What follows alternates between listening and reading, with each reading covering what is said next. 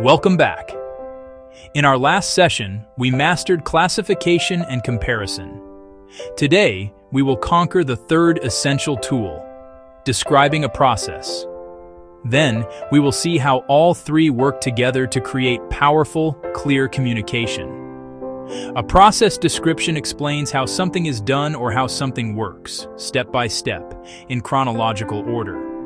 The key to a good process description is using clear sequence words to guide your reader or listener through the steps. Essential words and phrases include first, to begin with, the first step is, next, subsequently, after that, then, following this, finally, and the last step is. Let's start with a simple, everyday process, making a cup of tea. First, boil water. Next, place a tea bag in a cup. Then, pour the hot water into the cup. After that, let the tea steep for 3 to 5 minutes. Finally, remove the tea bag and add sugar or milk if desired. This is a linear sequence where each step follows the previous one. Now, let's move to technical examples. In computer science, describing an algorithm is a classic process. For example, the process for a linear search algorithm. First, start from the first element of the list. Next, compare the target value to the current element. If the values match, then return the current index. If they do not match, then move to the next element and repeat the comparison. Finally, if the end of the list is reached without a match, return a value indicating the target was not found. The process of photosynthesis begins when a plant absorbs sunlight using chlorophyll. Next, the plant takes in carbon dioxide from the air and water from the soil. Subsequently, using the sun's energy, it converts these reactants into glucose and oxygen. Finally, the plant uses the glucose for energy and releases the oxygen back into the atmosphere. The distillation process starts with the heating of a liquid mixture in a flask.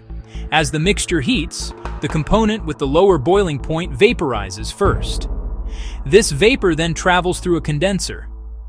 Subsequently, the vapor cools and condenses back into a liquid in the condenser. Finally, the purified liquid, called the distillate, is collected in a separate flask. Some processes are cyclical, not linear. For instance, in economics, the business cycle. The business cycle begins with a period of expansion where economic activity increases. This is followed by a peak, which is the highest point of activity. After the peak, a contraction phase begins, where activity slows down.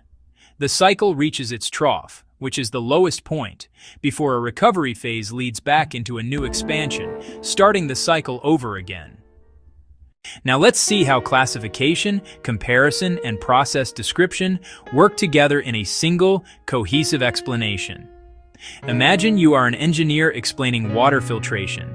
First, you would classify the methods. Water filtration methods can be classified into several types, including physical filtration, biological filtration, and chemical filtration. Next, you might compare two common physical methods. Both slow sand filters and rapid sand filters are used for physical filtration. However, slow sand filters rely on a biological layer for treatment and require a low flow rate, whereas rapid sand filters use only physical straining and coagulation and can handle a high flow rate. Finally, you would describe the process for one of them. The process in a rapid sand filter begins when water is passed through a layer of coarse sand.